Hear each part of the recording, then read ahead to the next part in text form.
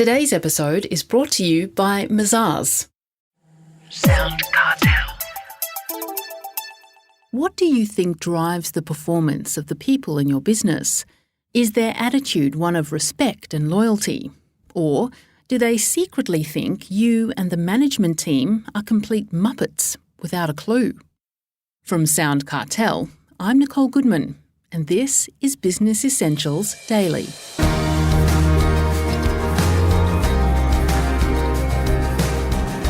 It's all in your UGRs, or Unwritten Ground Rules, according to Steve Simpson. Steve created the UGR concept years ago. He says they're the perception of, this is the way we do things around here. They're not spoken about openly, so you may never know what's really going on unless you go checking. But one thing is for sure, Steve says, UGRs are fundamental to the culture of a business. And that can mean the big difference between success or failure.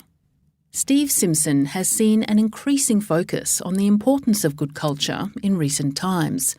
So Heather Dawson asks, does he agree with just about everyone else in town that culture, good culture, is vital to productivity and growth?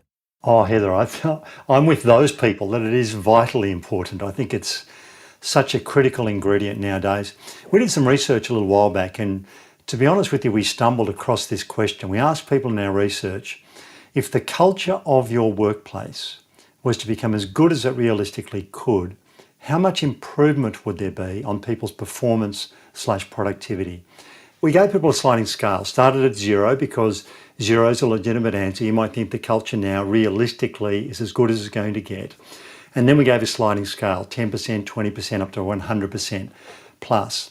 And we were gobsmacked with the results because 90% of senior leaders said there would be a 20% or more performance improvement if the culture was realistically improved.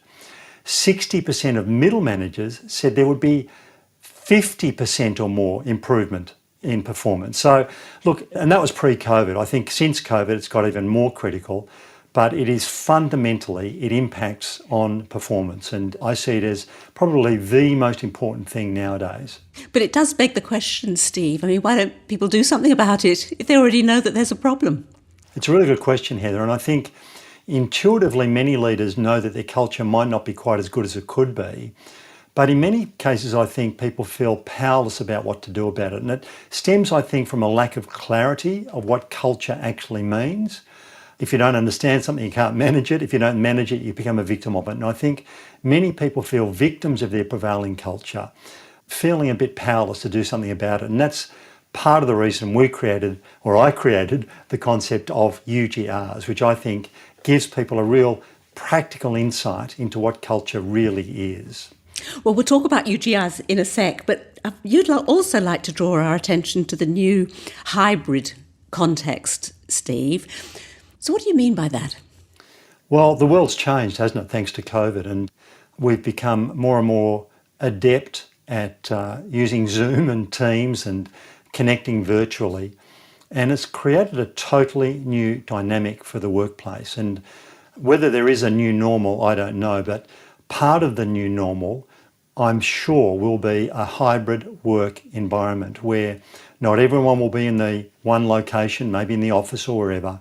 There will be a mix of people, maybe in the office, but also other people working from home, maybe even connecting via Zoom in their mobile phone. And that means a much more dispersed workforce, a hybrid workforce, if you like, where it's seldom that people are ever together.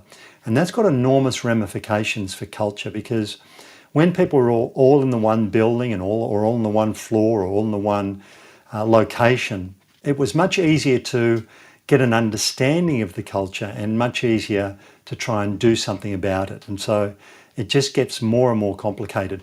And by the way, Heather, I think we've got to overlay on this the fact that over the past 18 months with COVID, every single one of us on the planet has experienced a mix of emotions which include fear, uncertainty, and stress. And it's not a matter of if, it's a matter of how much each of us has experienced those. So overlay that on a hybrid context where culture is difficult to understand and manage anyway, and we've got a real challenge for most leaders.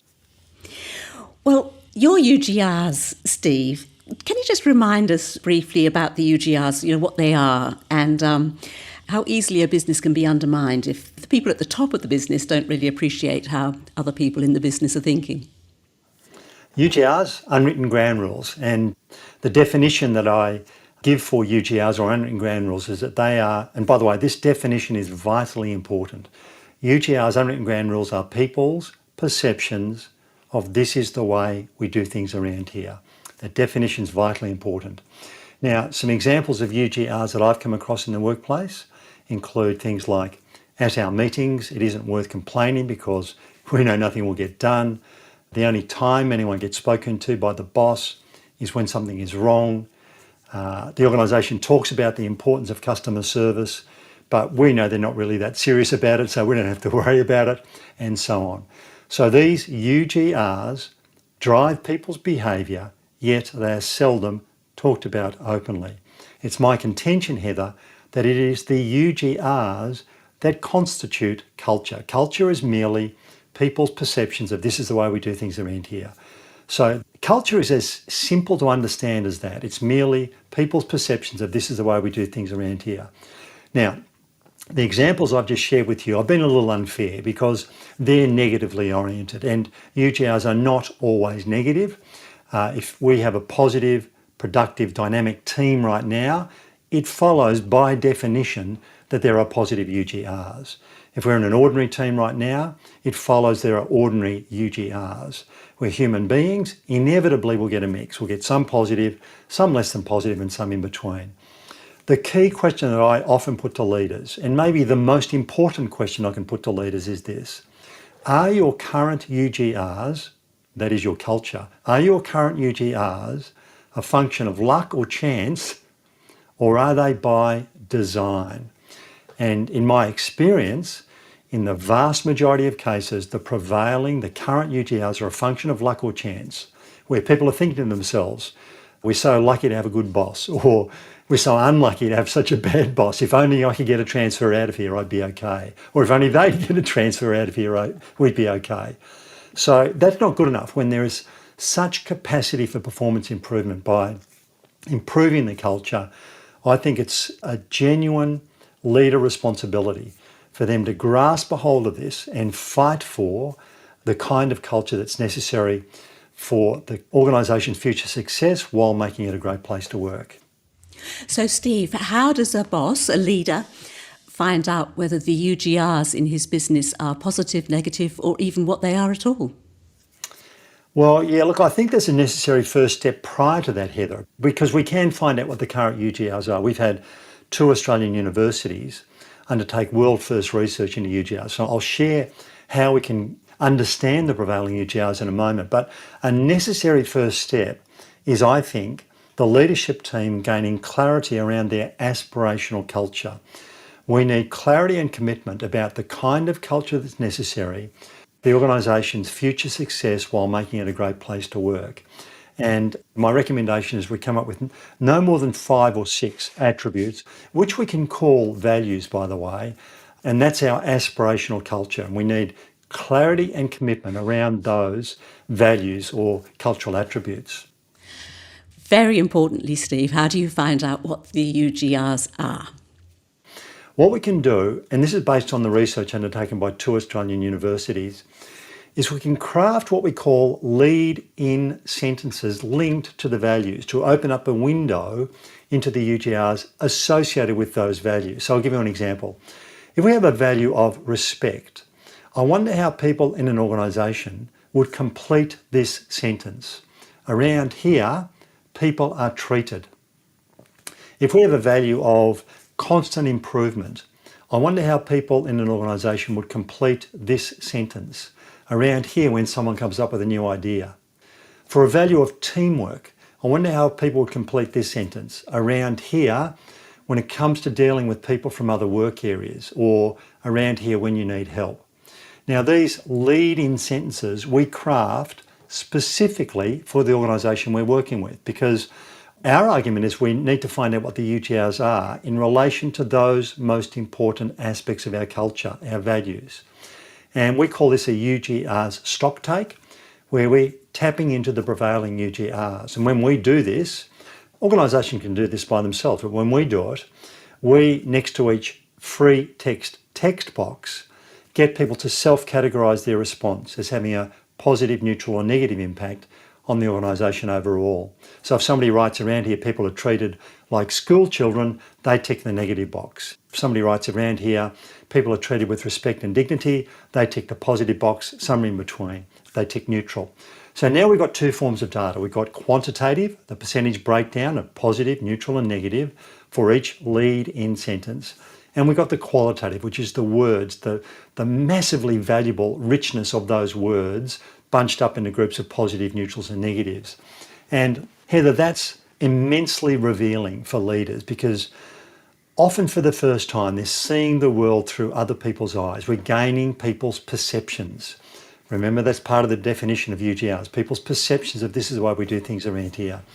And there's massive value, massive richness in collecting that as a starting point to really launch a culture transformation where we can get to the point where we are distinguishing ourselves based on our culture, which I think provides so many benefits to so many organisations if they're able to do that. That was corporate culture keynote speaker Steve Simpson.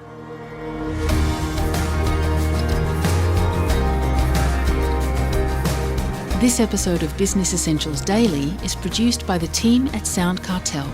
Thanks for listening. I'm Nicole Goodman.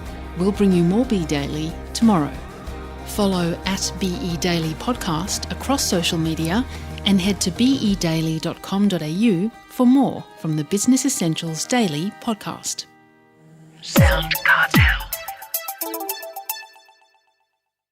This episode was brought to you by Mazars. To find out more, visit mazars.com.au. That's mazars.com.au.